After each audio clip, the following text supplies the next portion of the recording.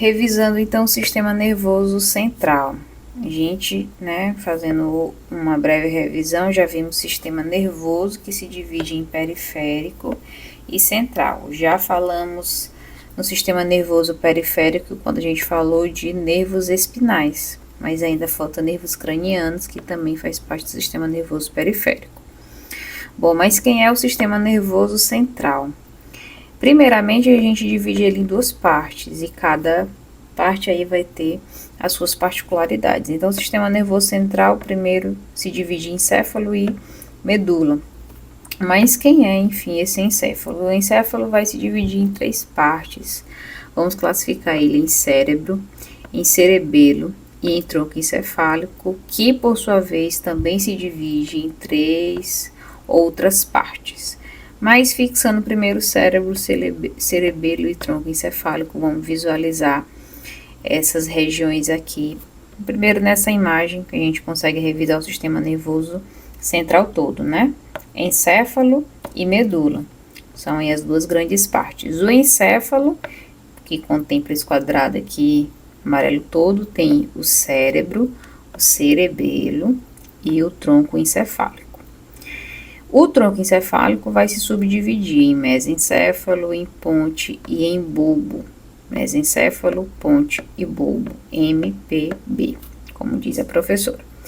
E aqui a gente tem a medula, já vimos, aqui a gente vê as intumescências, intumescência cervical, que forma o plexo braquial, intumescência lombosacral, que forma o plexo lombosacral. Nessa outra imagem, vamos visualizar aqui, se a gente passar uma linha nessa região aqui, a gente consegue dividir, né? Não seria bem uma reta, seria mais ou menos assim, né? Então, vamos dividir assim para ficar melhor. Então, que é isso que eu tô dividindo? Que diacho é isso, né? Então, aqui a gente tem o telencéfalo, essa região inteira aqui, e essa daqui rosinha a gente tem o diencéfalo, tá? Então, o cérebro ele é dividido em telencéfalo e diencéfalo. E se a gente passar essa linha azul aqui, a gente vai ter daqui para cima tudo vai ser telencéfalo e aqui rosadinho a gente vai ter o diencéfalo, ok?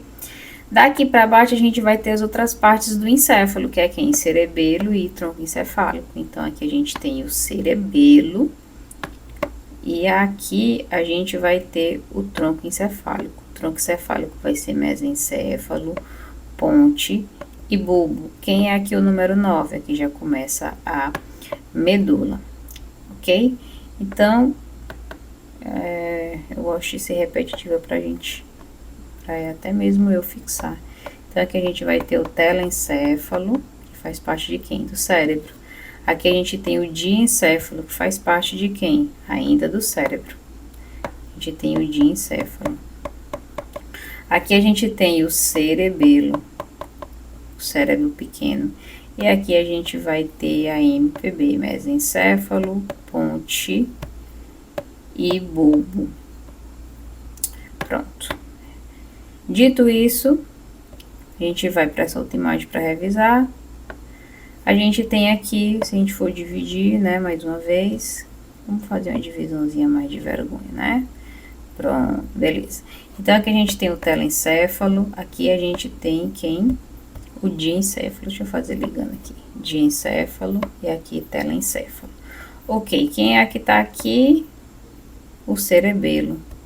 E aqui o MPB, mesencéfalo, ponte e bulbo. Mesencéfalo, ponte e bulbo formam o tronco encefálico.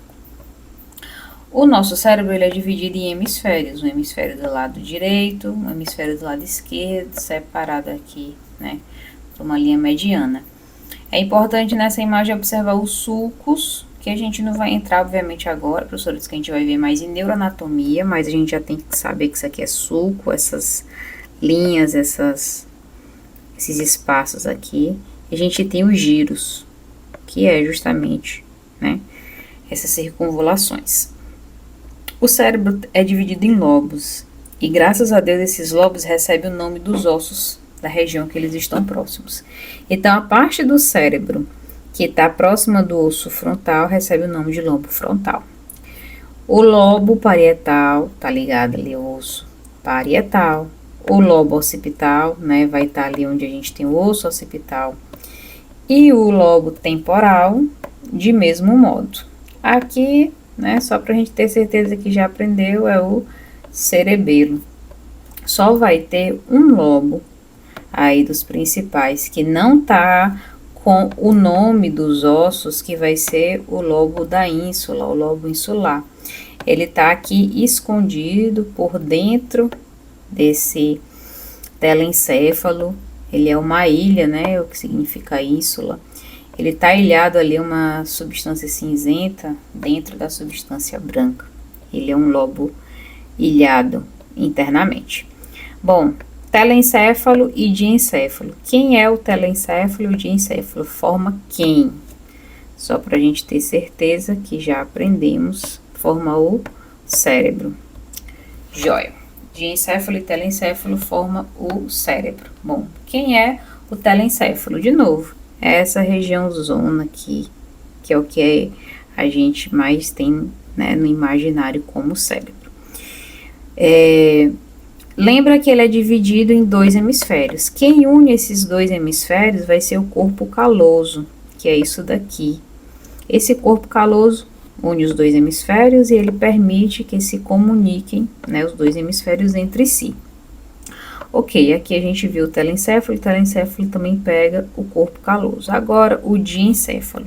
O diencéfalo é formado por algumas regiões, e aqui a professora só quis citar duas, até mesmo porque a gente vai aprofundar depois, mas está aqui, né, o diencéfalo, e as duas partes importantes para a gente aprender, tá aqui, que é o tálamo e o hipotálamo. Inclusive, a gente viu até as funções dessas duas regiões. O tálamo, ele tá muito mais relacionado com o sono, a temperatura do corpo, fome e sede, né? Ele influencia aí as reações de medo, raiva, prazer, desejo sexual. O hipotálamo, essa região mais inferior. Já o tálamo, que é essa parte aqui mais superior, ele é quem vai encaminhar informações sensoriais para o córtex, ou seja, o que ele está fazendo aqui? Ele está encaminhando informações da periferia, sistema nervoso periférico, né? Que é quem capta as informações sensoriais. E está levando para o sistema nervoso central, né? Para o córtex. Ele também faz a modulação da dor, ou seja, ele pode aumentar ou diminuir a experiência de dor, e também influencia no nível de vigília e de atenção. Aqui de novo os lobos, frontal, parietal, occipital e temporal, e escondido em algum lugar vai ter a ínsula. E aqui quem nós temos o cerebelo. O cerebelo que está aqui atrás do mesencéfalo, ponte e bulbo. Mesencéfalo, ponte e bulbo. Ele é responsável pelo equilíbrio, pela postura, pela coordenação motora e pelo controle fino de um modo geral. Cerebelo, equilíbrio, postura, coordenação motora e controle fino. O tronco encefálico. Quem é o tronco encefálico? É o MPB, mesencéfalo, ponte e bulbo. Esse nome tronco encefálico, a professora até falou, não sei se ajuda, né? Se a gente pensar no cérebro, que ele é assim, né? Tem os sulcos, é como se ele fosse a copa da árvore. E a medula aqui cheia de nervos espinais, como se fosse a raiz. E agora nós estamos estudando o tronco, que é essa região de ligação entre a medula e o encéfalo, o cérebro, né? Que é uma das partes. Então, o tronco encefálico realmente é essa região que vai ligar aqui, ó, a medula, liga a medula com o restante do sistema nervoso central. Bom, o mesencéfalo, por exemplo, ele tem a ver com contrações musculares, né? Mas também dele vai partir nervos cranianos. Aliás, de todo o tronco encefálico parte nervo craniano, do mesencéfalo, da ponte e do bulbo. A gente vai revisar, né, que do bulbo vai partir ali os 4 últimos pares de nervos cranianos. O 9º, 10º, 11º e 12º. Então, aqui, vamos dar nome aos bois. Partem nervos cranianos, eu não coloquei aqui, mas tem a ver também com contração muscular. A gente está falando do mesencéfalo. Quando a gente está falando da comunicação entre o cerebelo e o cérebro, a gente está falando da ponte. Ele faz essa ponte, literalmente, essa conexão entre cérebro e cerebelo. E o centro respiratório, responsável também pelo controle dos batimentos cardíacos, da pressão arterial, é o bulbo. Bulbo, centro respiratório. Inclusive, a gente ouviu até isso daqui quando a gente estava estudando equilíbrio ácido-base, né? O bulbo como centro, o centro respiratório vai pedir, né? Vai dar comando para o corpo aumentar a frequência respiratória, lá para fazer o controle lá da acidez ou não do corpo. Essa imagem, só para a gente visualizar de outra forma, o telencéfalo, que faz parte de quem? Do cérebro. Corpo caloso, que faz o quê? Liga os 2 hemisférios.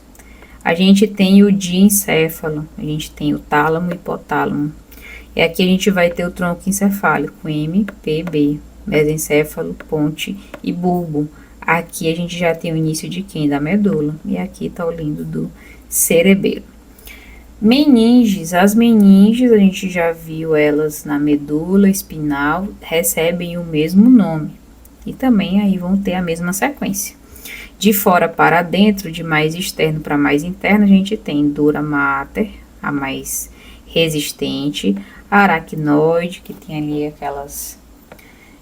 aquele aspecto parecido com teia de aranha. A gente tem a pia mater, bem mais fina, delicada, que recobre ali gentilmente essas estruturas. De fora para dentro, então, primeiro a gente tem a pele, né, o couro cabeludo, a gente vai ter o periósteo. Abaixo dessa membrana óssea, a gente tem o próprio osso, logo abaixo do osso, sim, começa a dura mater, em seguida aracnoide e pia mater. Lembrando que também vão ter o que? Os espaços entre as meninges, que a gente vai revisar novamente. E outra imagem a gente também tem, né? Aqui não dá para aparecer couro cabeludo, porque aqui já é o osso em si, mas a gente tem periósteo, tem osso, logo em seguida vem dura mater, aracnoide, e recobrindo tão intimamente o cérebro que nem está representado aqui, a gente vai ter a pia mater. Nessa outra imagem, mais uma vez, aqui a gente também consegue visualizar o cerebelo, né, que foi rebatida aqui uma parte.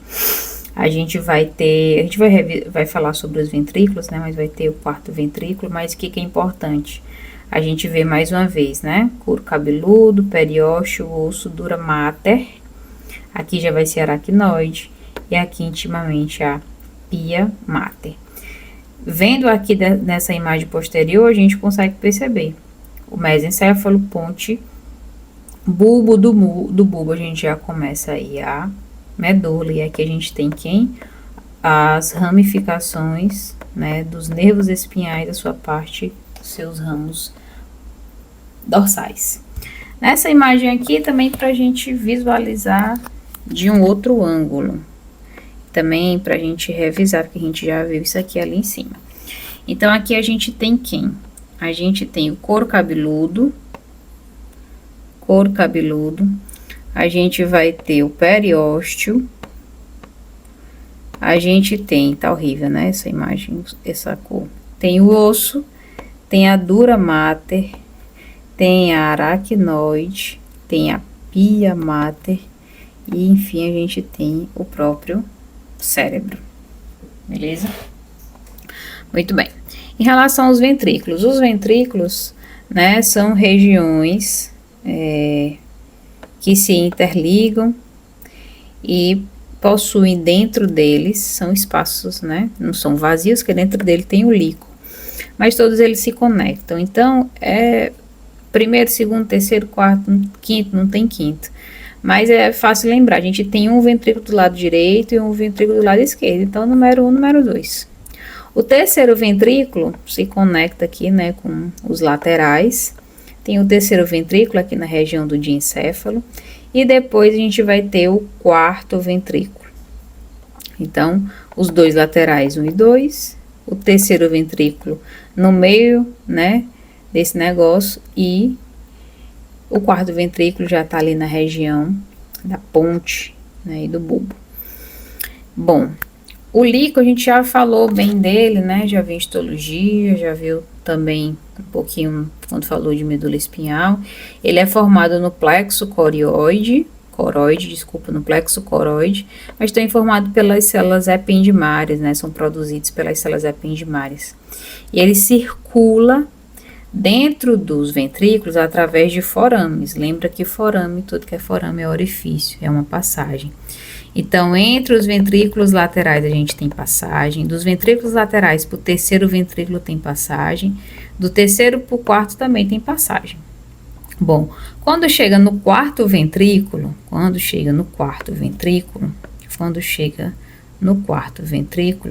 esse líquor, ele deixa de existir só dentro dos ventrículos e passa para a região subaracnoide, chamada de cisterna subaracnoides. E aqui, esse líquor também começa a envolver todo o cérebro e toda a medula espinhal, como a gente já viu lá em medula. Então, ele é produzido aqui dentro dos ventrículos, né, parte dele no plexo coroide. Ele circula dentro desses ventrículos, mas ele também vai ter um acesso, né, inclusive, nessa região aqui, que ele vai conseguir circular tanto pelo cérebro quanto pela medula. Aqui tem uma outra visão, os ventrículos laterais, por exemplo, né, os ventrículos laterais, ó, estão aqui nessa visão, e aqui dá para ver tanto do lado direito quanto do lado esquerdo. O terceiro ventrículo é ali na região do tálamo e hipotálamo, e o quarto ventrículo vai ser na região já mais do tronco encefálico. Creio que a professora não vai cobrar as localizações assim de maneira tão precisa, mas a gente precisa pelo menos saber que são 4 ventrículos, né? Já vai fazer muita diferença. E aqui é só para mostrar que o líquido cefalorraquidiano, né, ele sai aqui dos ventrículos laterais, passa pelo terceiro, chega no quarto ventrículo, vou marcar aqui, chega no quarto ventrículo, e ele consegue, a partir dessa região aqui, desse forame, ele consegue, então, vir circular para o espaço subaracnoide, né, para o espaço subaracnoide. Em relação às anestesias, a gente também já viu um pouquinho lá em medula, mas a gente vai ter, a professora falou, né, de 2 tipos de anestesia, que é epidural ou peridural. Então, peri ou epi é fora. Então, tá fora da dura mater, significa que tá entre a dura mater e o osso. No caso do osso aqui, as vértebras, né? Essa anestesia é epidural, né? Dá pra ver aqui nessa imagem onde é que ela fica localizada. Então, é antes da dura mater, entre a dura mater e que tem aí entre o osso. Então, é uma anestesia que bloqueia a dor apenas daquela região onde ele vai ser aplicado.